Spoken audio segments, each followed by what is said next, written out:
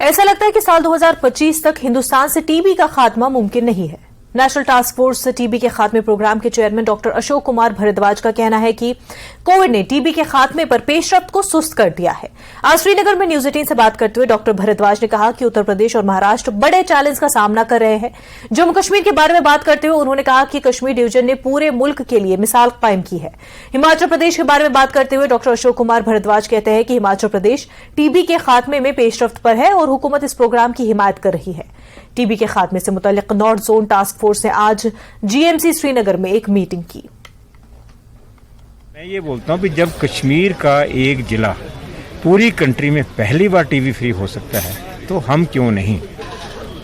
तो हम भी मैंने जो तीनों जो जिले हैं, तीनों जिलों को मैं गया। 16 को मैं पुलवामा में गया, 17 को मैं बड़गांव में गया और 18 कल मैं गया अनंतनाग। तो मैंने स्टाफ के साथ 2 घंटे बैठकर डिस्कस किया कि जो आपने किया हमको बताइए, ताकि हम इस बात को, मैं हर जगह जाता हूँ तो मैं हर जगह इसको डिस्कस कर पाऊँ, ताकि जो इन लोगों ने काम किया है वो हर जगह होगा। मैं सिर्फ कश्मीर को सिर्फ दो तरीके से बोलता हूँ।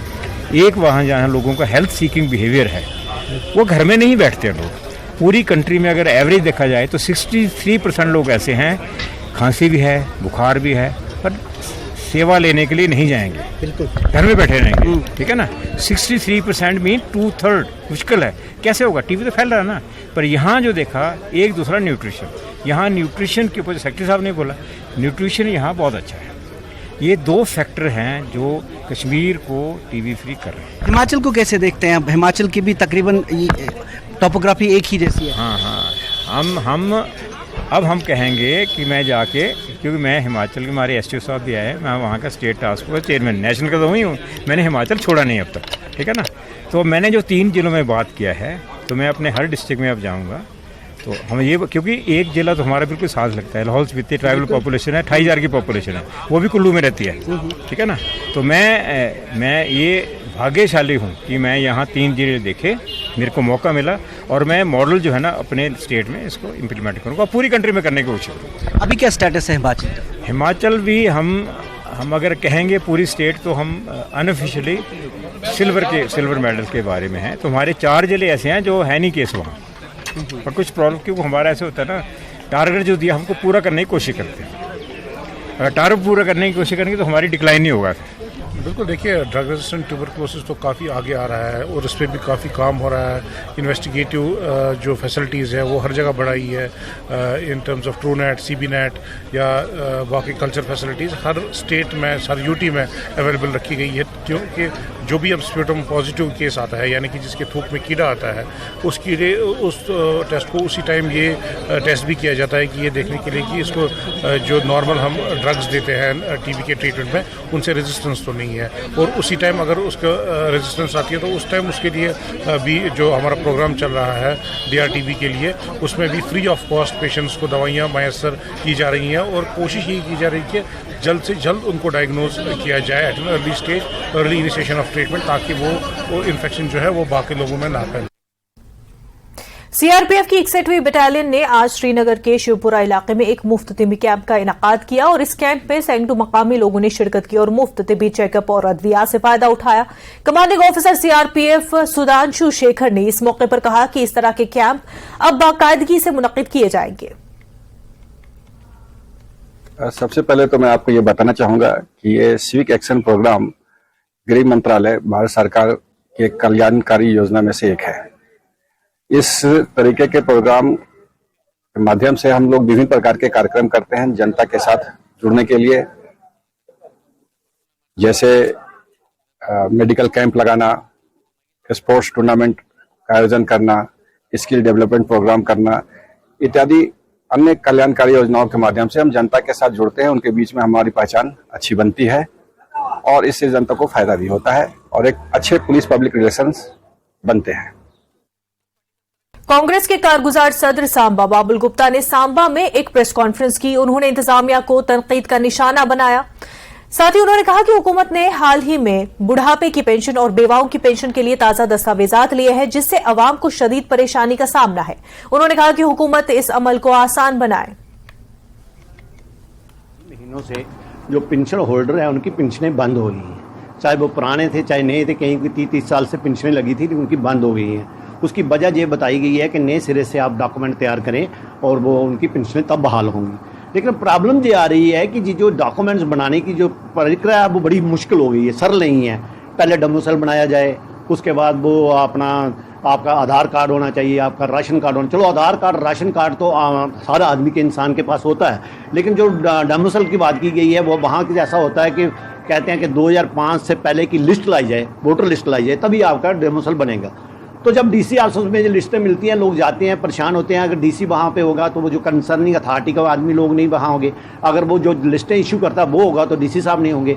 ऐसे चक्कर लगाने पड़ते हैं लोगों को प्रॉब्लम आ रही है। इसी तरह से तहसीलदार के साइन की जरूरत होती है तो तहसीलदार के पास लोग जाते हैं तो तहसीलदार अवेलेबल नहीं होता। इसी तरह से BDO के पास जाना पड़ता है, डॉक्टर के पास जाना पड़ता है। मेरा कहने का मतलब ये है कि इतना मुश्किल काम कर दिया है पेंशन होल्डरों के लिए कि उनकी पेंशनें रुक गई हैं और कई लोग परेशान और कई लोगों ने हाथ खड़े कर दिए कि हम पेंशन ही नहीं लेंगे।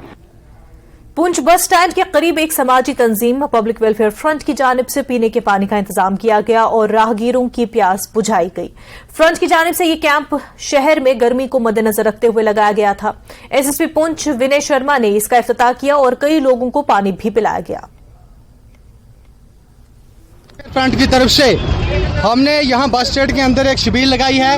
हमारा मकसद ये है, आज मीरा बख्श पर भी, साईं मीरा बख्श जी की ज़ियारत पर भी उर्स है और खड़ी गुरुद्वारे साहब में भी प्रोग्राम है और कड़ाके की गर्मी जो है वो भी हमारे इस पुंछ के अंदर पड़ रही है। हमने सोचा गरीब मजदूर किसान बराबर जितने भी लोग हैं इन सब की सेवा के लिए हम अपने फ्रंट की तरफ से ये शिविर लगाएंगे। और उसके साथ साथ हमारा एक बच्चा जो बहुत अरसा पहले शहीद हो गया था, शोएब अहमद जट के नाम से, उसकी याद भी थी। उसकी याद के दौरान भी हमने ये शिविर लगाई है। उसमें बहुत बड़ा योगदान उसके पिताजी बशीर अहमद जट ने दिया है और जो संगत जो हमारे सदस्यों ने इसके अंदर योगदान दिया, मैं उनका बेहद शुक्रगुजार हूँ। की तरफ से सभी सदस्यों ने मिलकर यहाँ पे ठंडे पानी की शिविर लगाई है। फ्रंट के सदस्य हमेशा साथ रह के गरीब जवान की सेवा में जुड़े रहते हैं। इसमें हमारे फ्रंट के सदस्य बशीर अहमद जिनके बेटे शहीद हो गए थे, उनकी याद में यहाँ ठंडे जल की शिविर लगाई गई है। मेंढर सब डिवीजन की बालाकोट तहसील के धरगलोन में वाक़े ग्रामीण बैंक में बीती शब चोरी की कोशिश की गई। जराये ने बताया कि गुज़श्ता रात कुछ नामालूम अफराद ने बैंक की दीवार तोड़ दी है। एक बार जब अमला आज सुबह अपनी मामूल की ड्यूटी के लिए पहुंचा तो उन्होंने बैंक की दीवार में एक सुराख देखा, जिससे बैंक में कुछ नामालूम अफराद की जानिब से चोरी की मुमकिन कोशिश के बारे में खदशा पैदा हुआ। बाद में पुलिस की एक टीम जाए वक़्फ़ों पर पहुंचकर हालात का जायजा लिया।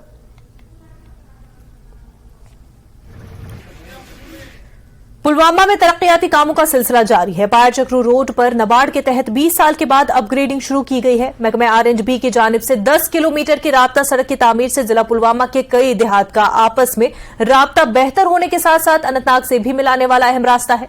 सड़क की तामीर नौ करने से आम लोगों ने पुलवामा इंतजामिया का शुक्रिया अदा किया।